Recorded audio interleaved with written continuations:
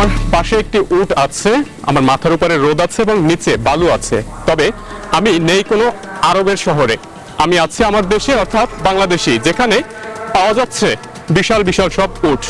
কিন্তু প্রশ্ন হচ্ছে, মরুর দেশের উট কিভাবে বাংলাদেশে এলো, বা বাংলাদেশে কিভাবেই বা এরা টিকে আছে, তারাই বা পালছে, কি বা করা যাচ্ছে।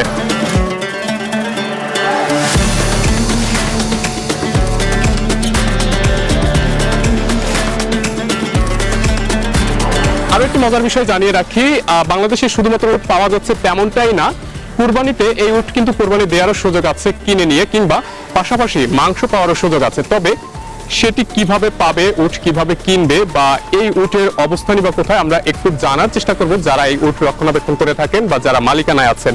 আমরা একটু কথা বলতে চাই তেমনই একজনের সাথে, যিনি এখানে দীর্ঘ সময় ধরে আছেন এবং উটের রক্ষণাবেক্ষণ করে থাকেন। কেমন আছেন আপনি?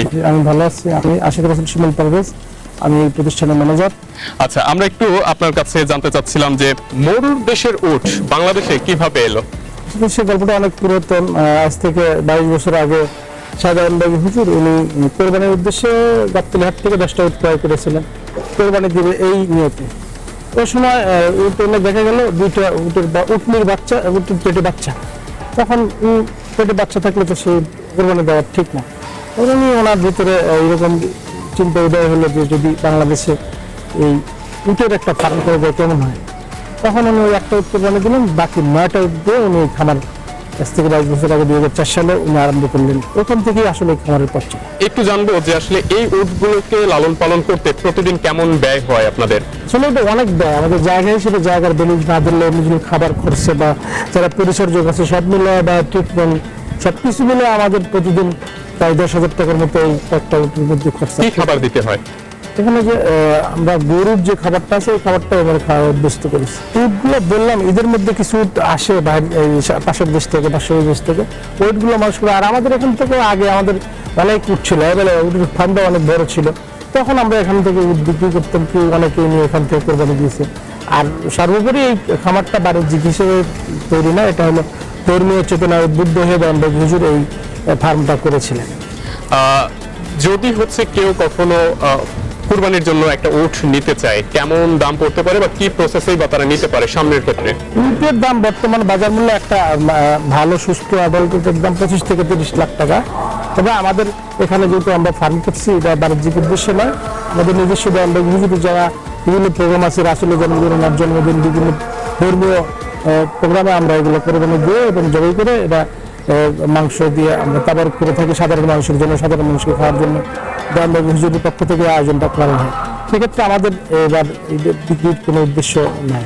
আচ্ছা, তার একটু সবশেষ কোশ্চেন করি, এবার কুরবানিতে তাহলে কোনো উট বিক্রি করছেন না আপনারা? জি, এবার অবশ্যই আমরা বিক্রির জন্য কোনো চিন্তা ভাবনা নেই, শুধুমাত্র মাংসই পাওয়া যাচ্ছে। মাংস পাওয়া যাচ্ছে। আচ্ছা, ঠিক আছে, আপনাকে অসংখ্য ধন্যবাদ আমাদের সাথে যুক্ত হওয়ার জন্য।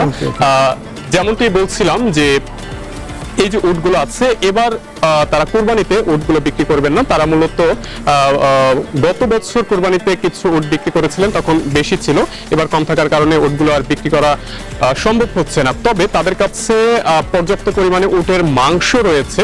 যারা উটের মাংস পছন্দ করে তারা যদি চায় এখান থেকে এসে উটের মাংস নিতে পারে। কিন্তু সব থেকে মজার বিষয় হচ্ছে আরব দেশের পরিবেশ বা মরুর যে পরিবেশ, সেটি কিন্তু এই দেশের সাথে সম্পূর্ণভাবে আলাদা। কিন্তু আলাদা পরিবেশে থাকা সত্ত্বেও তারা এই দেশে কিন্তু উট পালন করছেন, এবং তারা যেমনটি দাবি করছিলেন যে এই উটগুলো অন্যান্য দেশের উটের তুলনায় বা যারা মরুতে থাকে যে উটগুলো, তাদের থেকেও অনেক বেশি পুষ্টি গুণে কিন্তু ভালো আছে, এবং তারা যে খাবারগুলো খাইয়ে থাকেন সেটি কিন্তু উটের জন্য স্বাস্থ্যসম্মত, এমনটাই কিন্তু তারা বলছিলেন।